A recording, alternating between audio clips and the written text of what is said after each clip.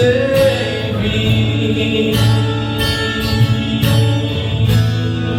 Eu sei que meu Redentor, eu sei que o meu Redentor vive e se levantará sobre a terra. A tua bondade transbordará meus desertos em misericórdia. Mesmo sem te ver, eu pertenço, teu perdão e paz. Mesmo sem te ver, eu pertenço a Deus. Tua cruz me limpa. Eu sei que não mereço mais. Me amas com amor sem. Boa noite, Cibre. Boa noite. Paz seja convosco. Pode tomar o seu assento.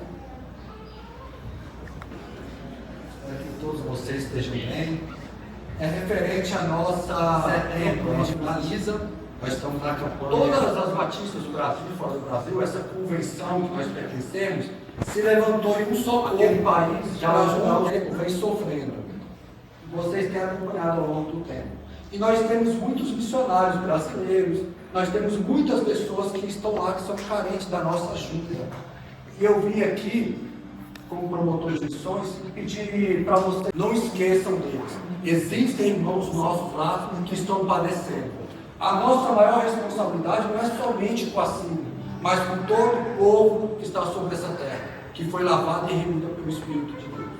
A segunda, como acabei de dizer, existem missionários que estão lá, que abandonaram tudo, deixaram tudo, as suas famílias, para estar lá cuidando de pessoas. Mas eles precisam da nossa ajuda. Eu gostaria que você permitisse que o Senhor tocasse no seu coração, para que você pudesse dar uma oferta missionária. Everton, eu quero ajudar. Eu tenho orado por eles, eu quero poder contribuir. Como é que eu faria? Na sua frente aí no banco tem um QR Code.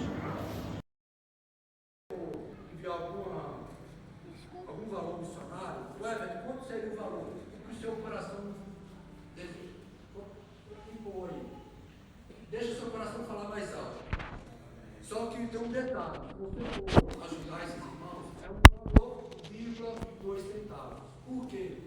Para quando chegar nas mãos do nosso tesoureiro, ele saber diferenciar se vai da igreja ou se é para as missões. Um valor simbólico que vem do seu coração, um valor mais 2 centavos. Ué, mas eu tenho esse dinheiro em mãos. Como é que eu faço para poder ajudar? Também na sua frente tem um envelope. Aí você coloca, entrega aqui, mas você tem que especificar missões. Porque senão o Felipe chegou e me falou assim: nós recebemos muitas ajudas. Porém, eu não sei se foi para as missões, se foi para irmãos que estão na Venezuela. Porque eles são nossos irmãos e vão morar no mesmo céu que nós vamos morar em breve. Amém? Posso pedir, Senhor, meu Deus e meu Pai, primeiro te agradeço por esse momento. Estamos aqui, Senhor, diante da tua presença, pedindo que o Senhor tenha misericórdia sobre aquelas pessoas de lá, que o seu motivo e coração dele, um amor que é inseparável, um amor que é persistente, um amor que dura e dura para sempre. E nesse momento também tem a oportunidade, obviamente, de cantar e agradecer a Deus pelo amor dele em sua vida, mas de depositar aqui no gasofilar seus dízimos, as suas ofertas ou seus pedidos de oração. Escreve seu pedido de oração e pode colocar aqui na frente, que nós estaremos orando, amém? Vamos juntos, mais uma vez, louvar o Senhor. Evangelho possa nos chegar à tua salvação. Em nome de Jesus, Pai, nos traga mais jovens, para que a tua igreja possa comunicar o teu evangelho também aos jovens.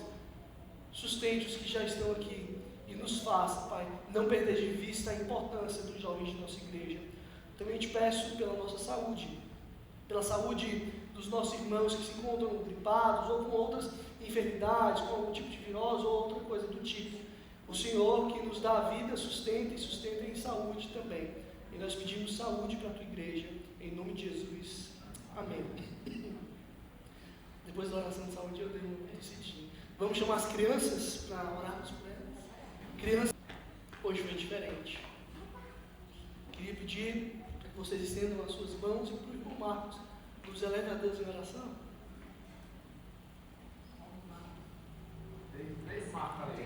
Meu Deus, agora tem 3 Marcos, né? O Marcos, o Midianita, o Marcos da Mídia.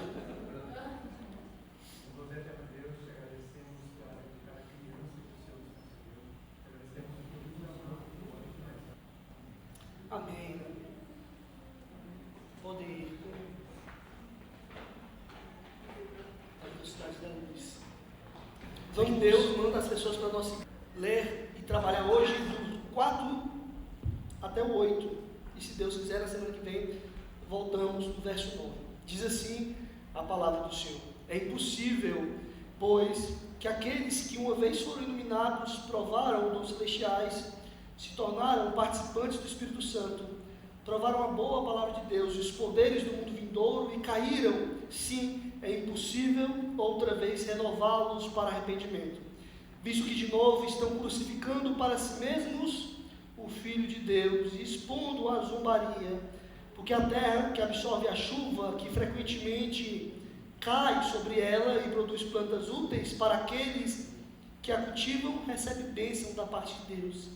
Mas se produz espinhos e ervas daninhas, é rejeitada e está perto da maldição, e o seu fim é ser queimada. Vamos orar então. Querido Deus, te agradecemos pela tua palavra e pedimos que o Senhor fale aos nossos corações através dela, ilumine os nossos olhos para que conscientemente possamos contemplar a sua boa vontade expressa nessa palavra que deseja nos conduzir para mais próximos do teu querer. Em nome de Jesus, nós oramos pedindo a tua condução nessa noite, sabendo que somos dependentes dela, para que venhamos a ter uma caminhada cada vez mais assertiva e orientada pela tua Escritura. Assim eu oro em nome de Jesus. Amém. Podem se assentar. O microfone assim é difícil de tossir. Se fosse outro eu tiraria. Como há uma introdução, e eu gostaria de introduzir esse texto e esse sermão com uma pergunta para você. Você já se arrependeu de algo que não podia voltar atrás para resolver? Sabe, às vezes nós tomamos algumas decisões e um pouco depois pensamos, se arrependimento matasse. Imagine só, meses pesquisando 2 viagens possíveis, um gasto considerável custará essas 2 viagens. Depois de meses pesquisando, chegam à decisão: vamos viajar para o lugar A. Passagens compradas, malas feitas, a viagem começa. E depois de tanto tempo pesquisando um lugar para viajar, entre 2 lugares possíveis, escolher um. E quando chega nesta viagem, nada é como se esperava. A comida é horrível, o hotel pior do que a comida, e as lindas praias que estavam aguardando, elas nem estavam lá, fortes chuvas. Durante toda a viagem, só consegue pensar uma coisa: se tivéssemos escolhido o lugar B, mas agora é tarde, não há mais dinheiro e nem tempo. As férias que por tanto tempo foram planejadas foram um fiasco. Se tivéssemos escolhido outro lugar. Bom, ao longo de nossas vidas, vamos ter diversas situações que podem ser ilustradas por essa viagem. Nós tomamos várias decisões e por vezes nos arrependemos amargamente. E por vezes não podemos mais voltar atrás de modo nenhum. Contudo, na ilustração dessa viagem, assim como em outras decisões que nós nos arrependemos, nós podemos ressignificar. A viagem que nós decidimos tanto e saiu ruim, você já era, perdeu aquele momento. Mas no futuro você pode fazer uma outra viagem, uma viagem que pode ressignificar aquela antiga ruim. Pense em um contrato que a gente faz de cabeça sem pensar muito. Esse contrato, você paga as consequências dele, mas depois, talvez você faça um outro contrato em cima desse contrato. Há possibilidade de ressignificar certas decisões ruins, ainda que elas não possam voltar atrás. Mas eu queria que vocês imaginassem hoje, nessa noite, para o nosso texto, uma decisão irrevogável, porque é isso que estamos tratando aqui. Eu queria que vocês pensassem em decisões que sequer podem ser ressignificadas. Essa decisão que o nosso texto está nos alertando não é uma decisão como uma viagem que nós fazemos, nos arrependemos, mas daqui 3, 2 anos nós fazemos outra viagem e ressignificamos ela. O nosso texto está falando sobre decisões que marcarão profundamente o nosso coração. E decisões que não só por um momento nos trarão peso, se tivéssemos escolhido a outra opção, mas decisões que eternamente nos trarão esse peso, se tivéssemos escolhido a outra opção. Obviamente seria bom que antes de tomarmos uma decisão tão complicada e tão ruim dessa que nós nos arrependemos, nós fôssemos avisados, não é mesmo? Tomar uma decisão ruim, obviamente é interessante que antes dela alguém nos avisasse sobre. E nós estamos sendo avisados.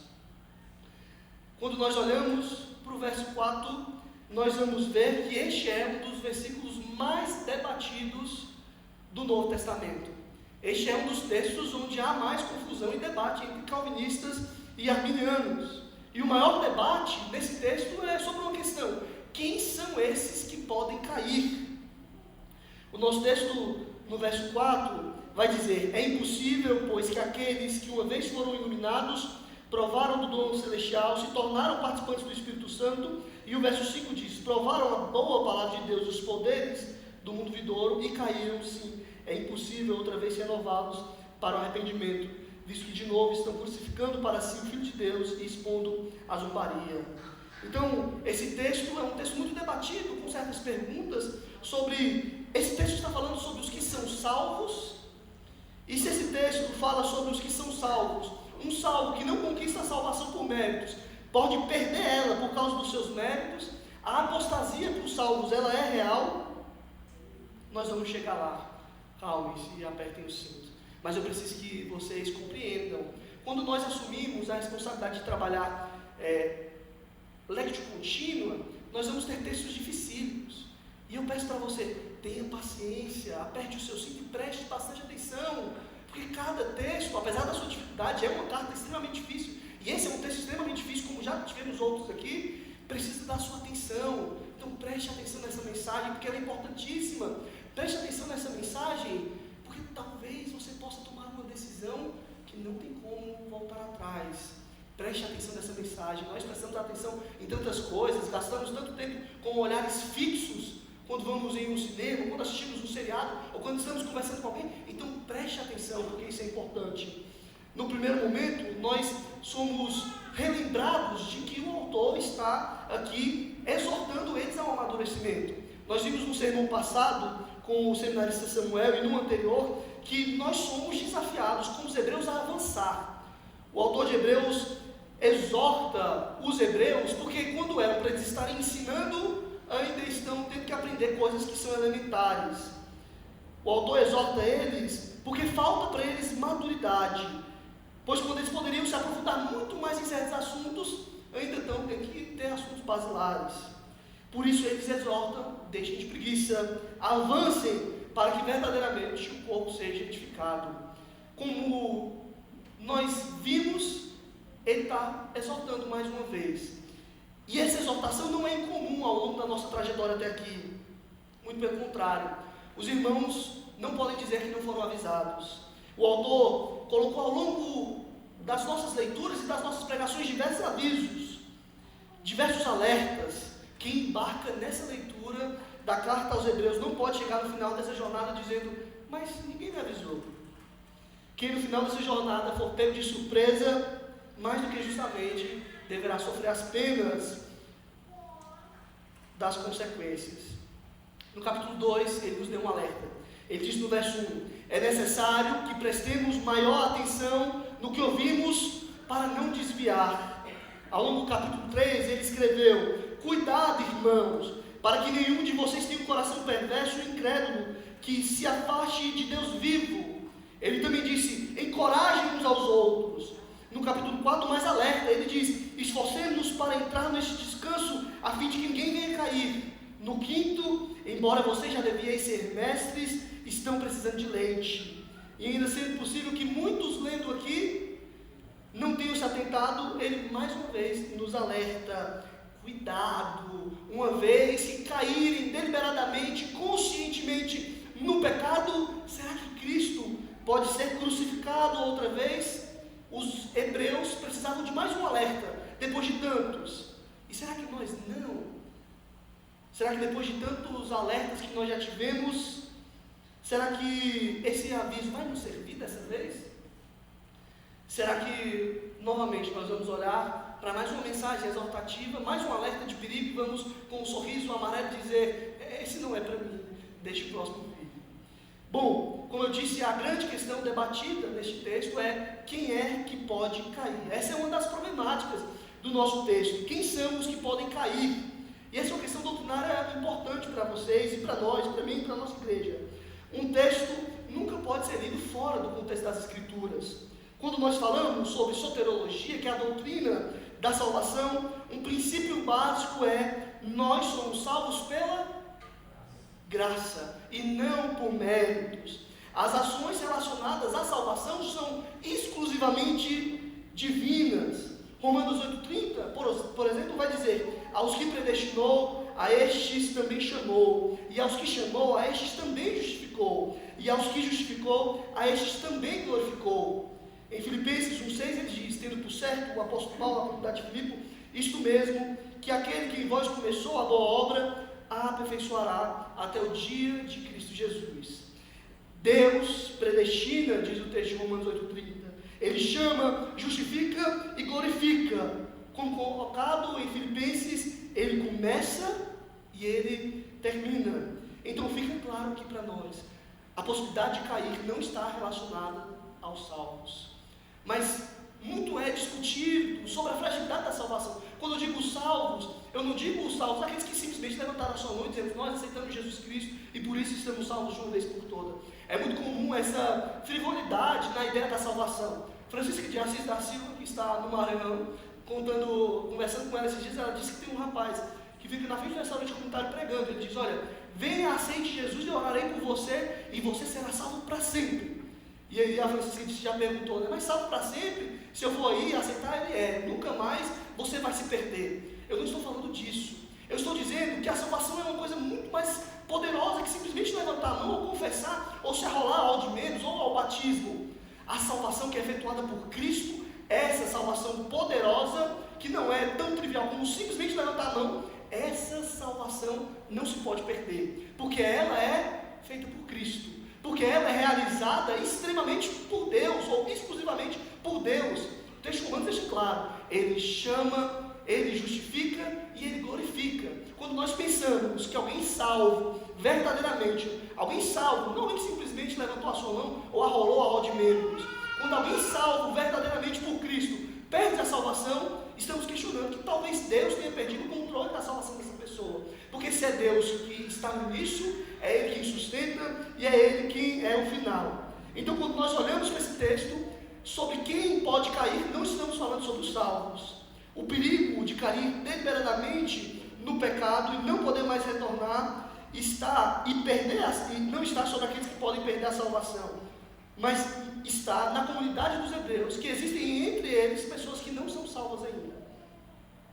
Pessoas que, por não serem salvas, precisam serem alertadas.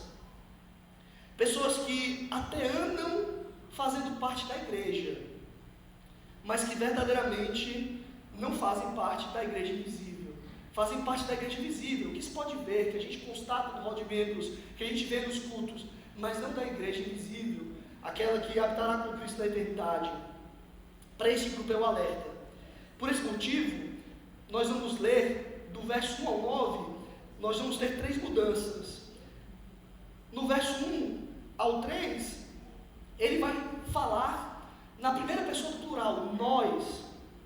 No capítulo 6, eu vou beber água, porque eu vou tossir.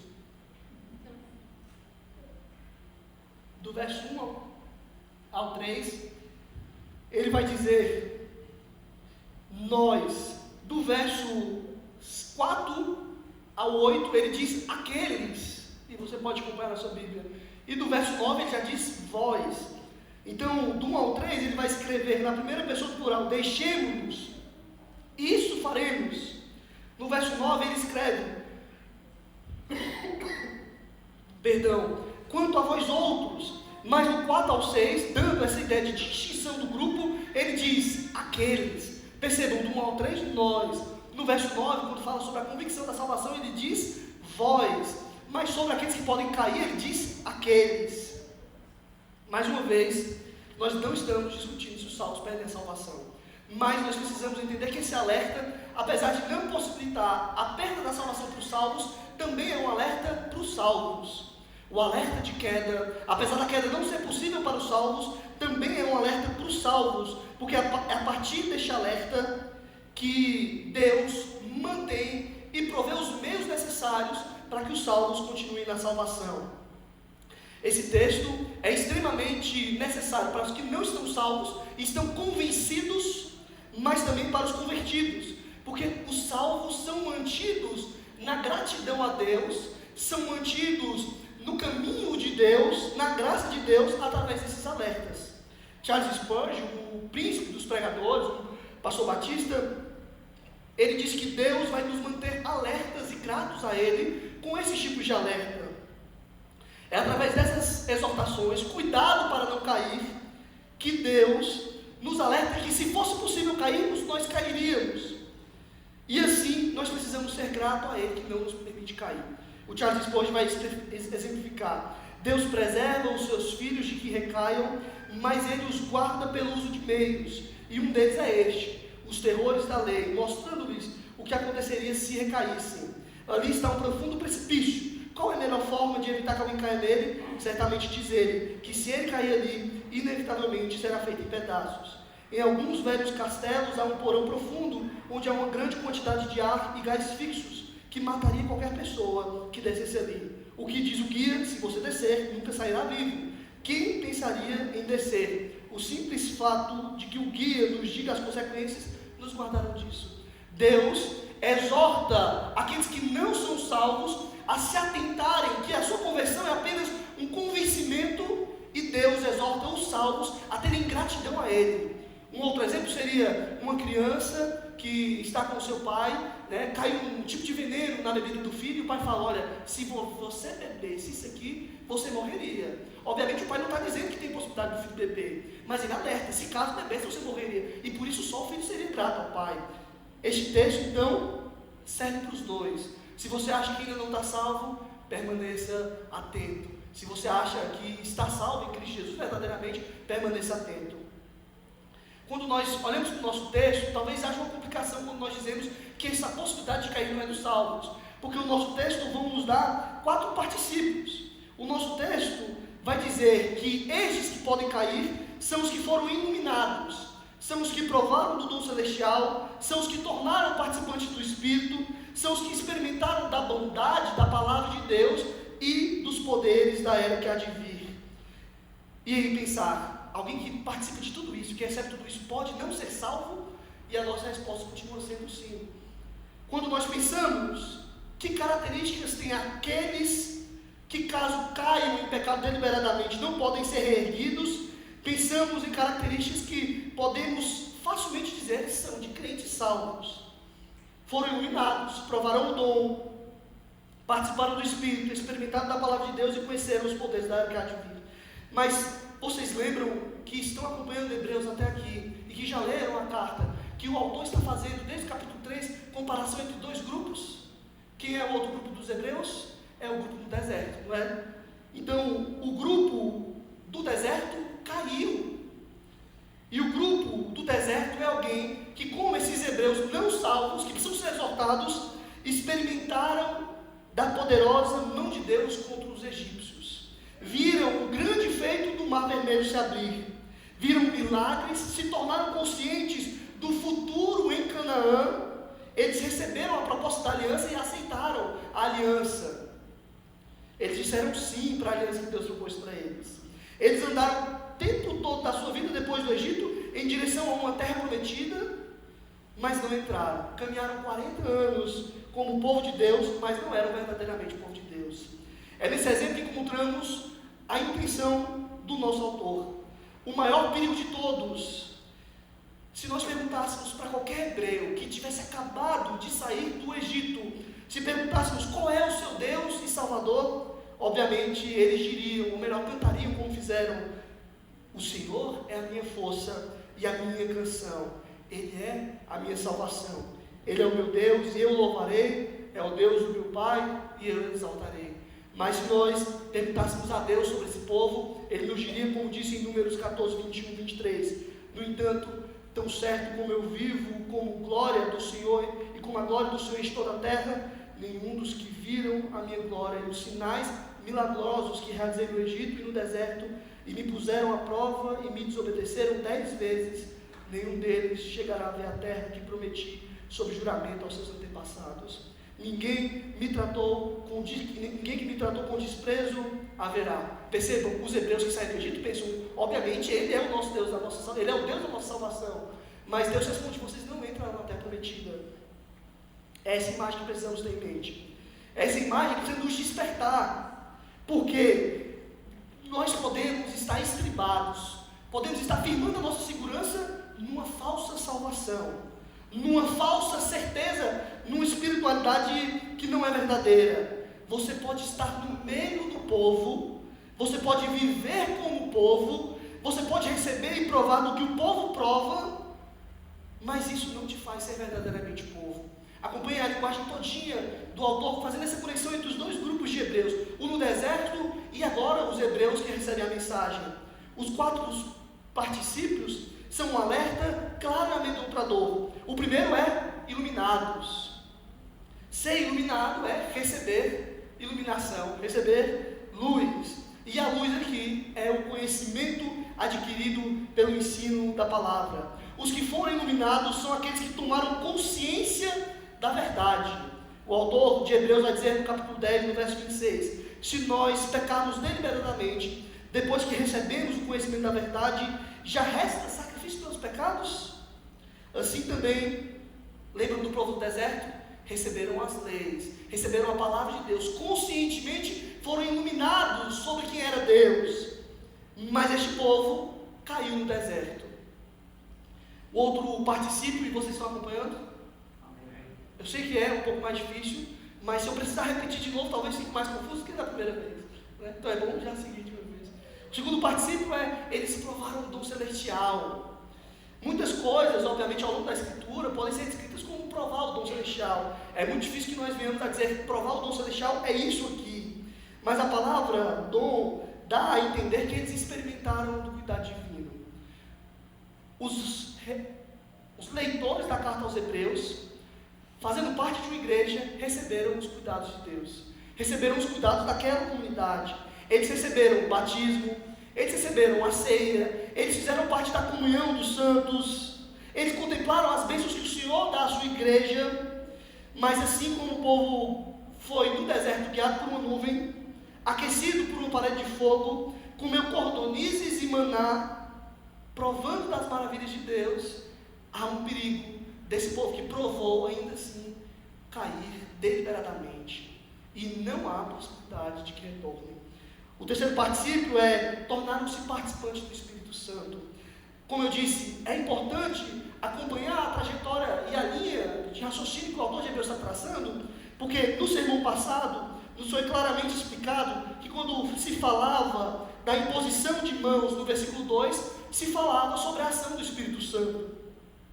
Como foi posto pelo Samuel, quando o autor fala sobre imposição de mãos, ele está falando da obra do Espírito Santo. Aqueles que participam da obra do Espírito Santo são os que, unidos à igreja, participam dos dons que Deus dá à igreja. Estes podem participar do Espírito Santo, mas ainda assim não serem salvos verdadeiros. Vocês lembram de Balaão? Balaão profetiza com o Espírito de Deus, mas Balaão não é um exemplo de profeta que nós queremos ter na nossa vida. Quando chegar naquele grande dia, muitos vão ter se tornado participantes do Espírito Santo. Vão dizer: nós batizamos em seu nome, nós profetizamos em seu nome, nós expulsamos demônios em seu nome, entretanto ouvirão do Senhor: eu não os conheço. Percebam, eles podem até ser iluminados, tomarem consciência da palavra de Deus, eles podem provar das maravilhas de Deus, eles podem participar do Espírito Santo, mas olhem para o exemplo do povo do deserto, que participou de tudo isso entretanto caiu. O último particípio envolve experimentar da bondade e dos poderes vindouros. A palavra de Deus, ela é boa, e obviamente quem escuta, quem ouve a palavra de Deus, como todos que fazem parte de uma igreja, domingo após domingo, estão ouvindo uma boa palavra, a palavra tem bondade nela, uma palavra que fala sobre morte e morte do Filho de Deus. Os poderes do mundo vindouro são prévias na igreja. Todas as vezes que nós ceamos, como vamos fazer hoje aqui, é um vislumbre, um deslumbre do que vamos ter quando cearemos com Cristo. Todas as vezes que nós nos reunimos e cantamos, isso é uma prévia do que vamos ter na eternidade. Aqueles que participam da igreja podem sim receber da bondade da palavra de Deus e entenderem e experimentarem dos poderes que hão de vir. Entretanto, ainda assim, como os hebreus no deserto, que ouviram da bondade expressa de Deus no convite de libertação do Egito, que se alegraram com o sustento de Deus no deserto, que apontavam para um outro sustento de modo análogo, ainda assim alguém passando por tudo isso pode não ser verdadeiramente salvo. Decidir deliberadamente, depois de tudo isso, é dizer que não é possível que Deus faça mais alguma coisa por você. Quando nós olhamos, por exemplo, do Hebreus no deserto, e nós olhamos, por exemplo, do Hebreus na carta, e quando nós olhamos para a igreja do nosso tempo, a nossa igreja, dizia Agostinho de Ponto, está dividida entre dois grupos: cidadãos da cidade celestial e cidadãos da cidade terrena. Este precisa ser para você um alerta, porque você pode ter experimentado tudo isso e ainda não ser verdadeiramente salvo. Esse deve ser um alerta para a sua alma, um aviso para a sua alma. Como eu disse, há a possibilidade de tomarmos uma decisão que vamos nos arrepender amargamente e nunca poderemos voltar atrás. Mas Deus está nos alertando. Será que você não está correndo o risco de abrir mão da palavra de Deus conscientemente? Sonde o seu coração. Será que esse alerta não é para você que pensa, bom, uma vez que eu sou salvo, ou se acha salvo porque é convencido, possa pensar, não tem possibilidade de perder a minha salvação, então o que eu fizer, para onde eu ir, Deus me preservará. Será que é assim mesmo? Será que você não está correndo o grande risco de tomar uma decisão, acreditando na superficialidade da sua decisão, acreditando na superficialidade da segurança da sua espiritualidade, achando que está salvo, quando não está? Pois caso você esteja convencido e não convertido, e caso você ache que pode sair, fazer o que quiser com a sua vida e ainda assim será salvo, ou melhor, que ainda assim é um salvo, você está dizendo que a obra vicária na cruz não foi suficiente para você e você precisa de uma outra coisa. Você está dizendo que participar e experimentar das coisas que Deus dá, como ser iluminado pela palavra, como experimentar a bondade da palavra e os poderes da era futura, como participar do Espírito Santo, ainda assim não é suficiente para você. E aí que o autor de Hebreus vai dizer, será que Cristo então pode ser crucificado de novo para você? Porque nós estamos dizendo que uma vez ele sendo crucificado, não é suficiente para mudar quem eu sou. Será que se você, consciente de toda essa obra, vai ainda assim ser capaz de recusar? Tem uma diferença entre um ateu que blasfema, que indigna-se contra Deus, e questiona Deus, e critica Deus, para um cristão que conheceu a Deus, e critica, e questiona, e indaga-se, e blasfema, e deliberadamente vive em pecado. Essa é a expressão de recusar o Espírito Santo. Nós podemos recusar o Espírito Santo quando conscientes dessa palavra, quando conscientes da bondade dele, quando participados da vida eclesiástica que tem o Espírito Santo tomando conta dela, nós ainda assim nos recusamos a essa verdade. O verso 7 e o verso 8, e vocês vão lembrar porque nós lemos a parábola do semeador em Lucas, no capítulo 8, o verso 7 e o verso 8 vai demonstrar a diferença dos salvos e dos não salvos. Diz o seguinte, o verso 7, porque a terra que absorve a chuva, que frequentemente cai sobre ela e produz plantas úteis para aqueles que a cultivam, recebe bênção da parte de Deus, mas se produz espinhos e ervas daninhas, é rejeitada e está perto da maldição, e o seu fim é ser queimado. Porque há de perguntar, alguém que recebe tudo isso ainda assim pode recusar a Deus? Sim. O verso 7 vai dizer que a terra recebe a água de Deus, ela absorve a água de Deus, e ela torna a sua terra proveitosa para aqueles que a cultivam. Então essa terra recebe a bênção de Deus. No verso 8, a mesma terra, ou melhor, uma outra terra recebe a mesma água, entretanto, ela não produz frutos bons. A colheita não é boa, ela produz espinhos e ervas daninhas, então ela será queimada. Então nós deixamos claro, esse alerta serve para dois grupos. Serve para o grupo que verdadeiramente aceitou a salvação em Cristo Jesus, e serve para o grupo que não aceitou a salvação em Cristo Jesus de modo verdadeiro, apenas foi convencido disso. E aí você pode perguntar, e agora? Quem eu sou e em qual grupo estou? Quando nós olhamos para o verso 7 e o verso 8, nós percebemos, talvez que grupo você seja. Porque no verso 7 diz, a terra que recebe a água de modo proveitosa, ela produz colheita proveitosa. A terra daqueles que verdadeiramente são salvos, essa terra produz frutos. Efésios 2,8 vai dizer que nós somos salvos pela graça, não por méritos, mas nós somos salvos para as boas obras. Você quer saber se você é verdadeiramente salvo? Como está a sua vida? No verso 9, nós vamos ver como Deus faz com os salvos. No verso 9, que nós vamos trabalhar semana que vem, diz: quanto a vocês, percebam, ele diz nós, no verso 1 ao 3. Quando chega do 4 ao 6, ele diz aqueles. E agora no verso 9 ele diz: quanto a vós, a vocês, meus amados, ainda que falemos dessa maneira, então, ainda que nós falamos avisando vocês brutalmente, estamos certos, convictos de que coisas melhores os esperam, coisas relacionadas à salvação. Conseguem notar a diferença dos três grupos? E agora eu queria, então, deixando nós para o próximo domingo, pensarmos em duas aplicações simples. Quando nós somos alertados pelo autor de Hebreus, como temos sido alertados até aqui, nós precisamos ser alertados de modo que esse alerta provoque movimento de Deus em nossas vidas. Que essa revelação de Deus, porque quando nós somos alertados pelo autor de Hebreus, somos alertados pelo próprio Deus, que é a sua palavra inspirada, nós precisamos ser provocados neste alerta a nos movimentarmos em algumas direções. Devemos ser incentivados a nos mover para algum lugar maior ou diferente do que nós estamos. Por isso, pensemos em duas maneiras de nos movimentarmos diante desse alerta.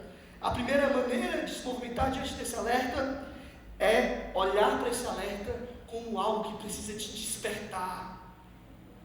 Nossa consciência religiosa pode nos enganar. Nós podemos pensar que estamos seguramente salvos, porque passamos de etapas iniciais da relação cristã, como ser batizado, participar da ceia, como pregar, cantar, orar. Quando nós frequentamos alguns cultos ou participamos de alguns eventos, nós podemos pensar que somos salvos, porque nós provamos o agir de Deus através do Espírito e da sua palavra, mas o nosso coração pode estar minimamente endurecido ou endurecido nesse momento. E é um grande alerta para que você preste atenção e mate isso agora mesmo. No deserto, o povo contemplou as maravilhas de Deus, eu já disse isso. O povo passou o sangue do cordeiro nos umbrais, e este povo cai e não entra no descanso. Eles andam como o povo de Deus, eles cheiram como o povo de Deus, eles recebem aquilo que o povo de Deus recebe, mas não entram no gozo do Senhor. Alerte urgentemente o seu coração, porque talvez você esteja confiando numa segurança muito falha. Talvez você esteja se segurando em uma espiritualidade vazia de frutos permanentes. Talvez você ache nesse exato momento que você é um salvo em Cristo Jesus, mas a sua colheita não é nada proveitosa, mas a sua vida não é proveitosa para nada, a sua vida não dá interferência para os irmãos, a sua vida não dá frutos verdadeiros e permanentes. Se você acredita que está de pé, agora vigie para que não caia, pois se as coisas do Evangelho não forem suficientes para fazer você viver uma vida com Cristo Jesus, nada mais poderá fazer. Se a obra de Cristo, de Jesus na cruz do Calvário, não for suficiente para te salvar, querido irmão e irmã, nada mais vai adiantar. Se essa palavra pregada dominicalmente, aqui na quarta, na terça dos estudos, se ela não for suficiente para te convencer do seu pecado, e se ainda assim, ouvindo ela, você não fazer com que a sua vida seja guiada pela graça de Deus produtiva, você não é salvo, é convencido. Então se alerte, então fique atento, cuidado com o seu coração. Não adianta escutar a palavra, não adianta participar você não for verdadeiramente aquele que recebido por Deus, pela graça de Deus, é movido por uma vida que dá frutos, que dá uma colheita proveitosa, você não está salvo e está dormindo com consciência tranquila.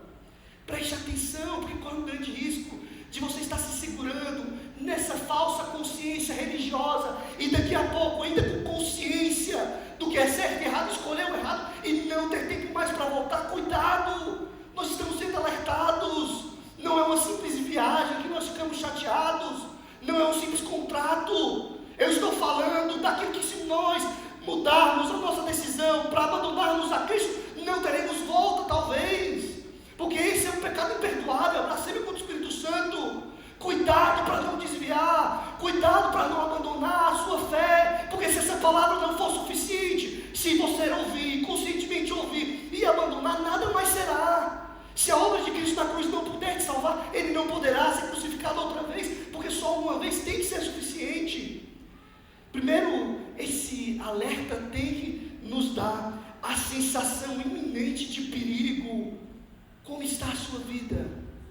A sua vida é uma vida que recebe da água de Deus e tem produzido uma colheita generosa, porque senão, cuidado, você pode estar achando que é um salvo e não é. Você pode estar achando que Deus te chamou, te está justificando e vai te conduzir, glorificar, e Ele não vai, porque você ainda não aceitou verdadeiramente Ele em seu coração. Cuidado, porque você pode estar convencido por todas as coisas que você faz na igreja, por todas as liturgias que você cumpre, e ainda assim não estar salvo. Você pode bater ponto aqui, de segunda a segunda, e ainda assim não estar salvo, porque se você for embora, se você não permanecer até o fim, nada mais além da cruz de Cristo poderá te salvar. O segundo alerta, a segunda dinâmica do alerta é nos movimentar em gratidão. O perigo anunciado na caminhada cristã, os perigos anunciados na caminhada cristã por Deus são para nos manter atentos e gratos. Atentos para compreender o perigo de morte na vida que se distancia de Deus. E gratos, pois esse tipo de anúncio nos dá a certeza que a nossa vida está segura em Cristo, que provê os meios para que os salvos perseverem, pois se o salvo por Cristo pudesse cair, com certeza ele cairia. Se Deus dá oportunidade para você se desviar, para você abandonar a fé, a sua carnalidade não pode sustentar e fazer você permanecer, você cai, Ele precisa sustentar. Precisamos nos movimentar em gratidão a Deus. Qual é a resposta para o medo de cairmos?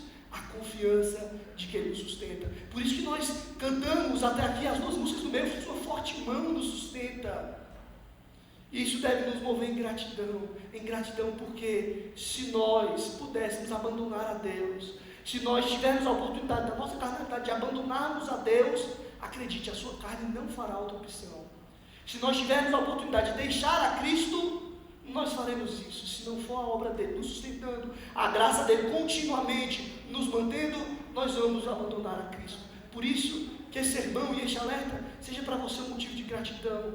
Se você foi salvo verdadeiramente por Cristo Jesus, tenha plena convicção de que Ele proverá os caminhos para que você continue na salvação. Mas não pense, como eu disse, a salvação não é essa trivialidade, onde nós levantamos a nossa mão, saímos da igreja e vamos viver a nossa vida de modo deliberadamente pecaminoso. Se você é salvo, a sua vida tem uma caminhada, a sua vida tem uma consistência, a sua vida tem uma permanência, uma continuidade, e o autor de Hebreus nos alertou: aqueles que permanecem até o fim são os santos. Que nós possamos nos movimentar em gratidão a Deus, que nos mantém na salvação, que inicia a obra, que sustenta a obra e que conclui a obra. Como eu já disse certa vez, citando um pregador famoso, é Cristo no início, é Cristo no meio e é Cristo no fim. Uma atividade prática para as nossas vidas. O que uma vida com Deus e o seu povo, com a sua palavra, tem produzido em você. Você tem vindo aos cultos ao domingo, você tem lido a palavra, você tem participado e visto as bênçãos que Deus dá à igreja, tem sofrido com a igreja, visto como Deus sustenta a igreja. E o que está produzindo no seu coração? E o que está mudando na sua realidade? Que tipo de colheita você está dando? É uma colheita agradável a Deus? Você participa de tudo isso e tem dado uma colheita agradável a Deus? Ou ainda assim, participando de tudo Amém?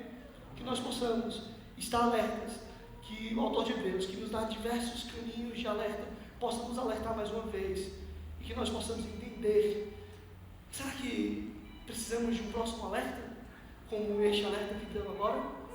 Isso é um sinal. Vamos então para a nossa ceia. Espere o terceiro, mas, irmão Lucas, você que foi batizado após pública profissão de fé, você que entende a sua realidade hoje, vida em comunidade é a celebração que nós fazemos hoje, vida em comunidade pelo sangue de Cristo. Por favor, examine a si mesmo, veja se não está tomando do corpo e comendo do corpo, tomando do sangue indevidamente. E o que é isso? É não ter consciência da obra de Cristo Jesus. Você tem consciência da obra de Cristo Jesus? Foi batizado após pública profissão de fé, por imersão? Então, a nossa ceia, em memória, a morte e ressurreição de Cristo Jesus é para você. Juliano e Lucas vão estar passando, podem levantar as mãos.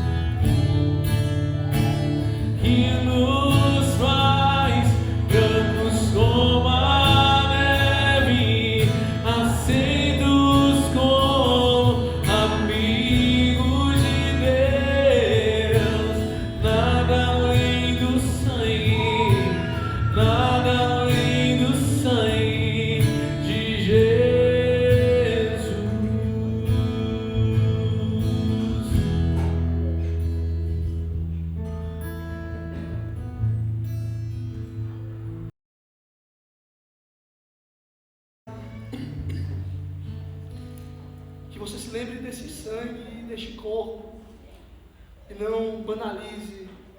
Que você se lembre que hoje nós não estamos diante do corpo e diante do sangue, mas em memória lembramos solenemente da obra de Cristo Jesus, que no lugar do nosso sangue teve o seu sangue derramado, que no lugar do nosso corpo teve o seu corpo pisado, e que nós possamos hoje ter a nossa mente em Cristo Jesus, que através da sua morte, através da sua ressurreição, nos dá a possibilidade de vivermos a vida eterna com Deus. Nós que outrora éramos inimigos de Deus, agora podemos ser chamados de amigos, porque esse sangue que nós temos em memória, porque este corpo que foi destruído e nós temos em memória, foi restaurado por Ele, e este sangue nos deu um selo da nova e eterna aliança, que se perdura para sempre, O apóstolo Paulo, relembrando uma tradição antiga, disse à comunidade de Corinto: porque eu recebi do Senhor o que também lhes entreguei, que o Senhor Jesus, na noite em que foi traído, pegou um pão e, tendo dado graças, o partiu e disse: isto é o meu corpo, que é dado por vocês. Façam isto em memória de mim. Oremos em memória do corpo de Cristo. Cristo Jesus, nós te agradecemos, porque na cruz do Calvário, o seu corpo que foi dilacerado tinha destino em nosso corpo. A sua morte foi a nossa salvação, e o seu corpo hoje, que nós lembramos, porque é o pão da vida que nos dá a vida eterna. Não nos permita, Senhor Jesus, participar da tua igreja sem mastigar o teu corpo, que verdadeiramente possamos lembrar do valor da tua obra, do valor da tua morte, da alegria e esperança da tua ressurreição. Do mesmo modo, depois da ceia, pegou também o cálice, dizendo: este é o cálice da nova aliança do meu sangue. Façam isso todas as vezes que beberem, em memória de mim. Vamos orar mais uma vez. Querido Deus, nós te agradecemos pelo teu sangue derramado. Toda uva, todo vinho é feito com uvas pisadas, e nós, Senhor Jesus, pisamos a uva que era o teu sangue. Por isso nós temos esse vinho de sabor tão doce e tão amargo, que nos dá a salvação. Sabor tão amargo porque nos lembra que o Senhor foi castigado em nosso lugar. Sabor tão doce porque nos lembra que nós temos a possibilidade de sermos reconectados contigo para a vida eterna. Este pão e beberem o cálice, vocês anunciam a morte do Senhor até que Ele venha, até que Cristo Jesus volte e encontre sua igreja vigilante. Todos nós comamos do pão e bebamos do vinho.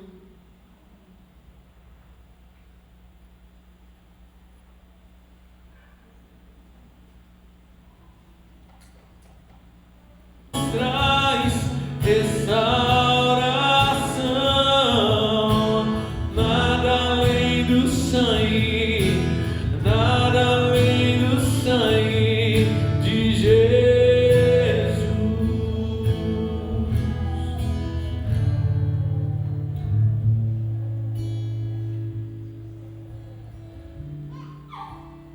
Por tudo que tem feito, e que fique este alerta para você, como você tem vivido a sua vida, como você tem conduzido a água de Deus que cai na sua colheita, na sua terra. Oremos. Querido Deus, nós te agradecemos por tudo que tem feito em nosso meio. Te agradecemos porque, ainda que muitos não sejam salvos e participem da comunidade e estão no melhor lugar que poderiam estar e estão tendo a oportunidade de se converterem verdadeiramente, converta os corações convencidos e faça permanecer os que são verdadeiramente convertidos nos teus caminhos. Provê os meios, Senhor Jesus, para que os salvos não se desviem, mas que regozijem-se na segurança que tem em Ti. Em nome de Jesus eu oro, Pai, pedindo para que a nossa vida seja um reflexo, um alerta que nos movimenta a termos gratidão e que nos movimenta a ficarmos atentos como estamos nos conduzindo os nossos passos. Em nome de Jesus, seja o Senhor glorificado em nosso meio todos os dias, seja o Senhor glorificado através de nossas vidas, e que possamos gozar da alegria de saber que seguro estamos nas Tuas mãos. Que a graça do nosso Senhor Jesus Cristo, que o amor de Deus Pai e as divinas consolações do Espírito Santo sejam com toda a sua igreja, e nós dizemos amém, amém e amém. E no mais é isso, e os jovens se atentem, todo sábado está tendo programação, então procure a Júlia, o Bigode, e saiba onde vai ser a próxima programação. Beleza? Vamos cantar mais uma canção, depois nós encerramos em oração silenciosa. Amém?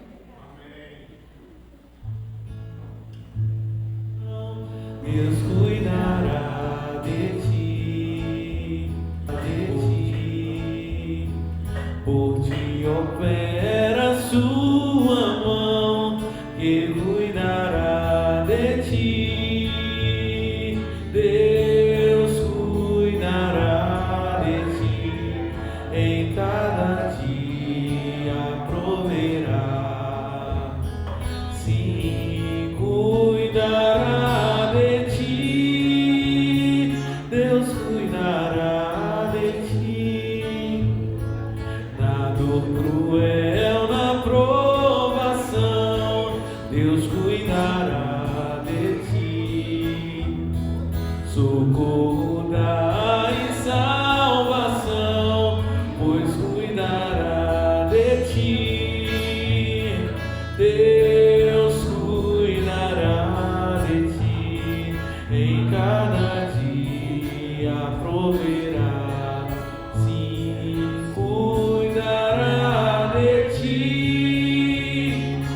Deus cuidará de ti.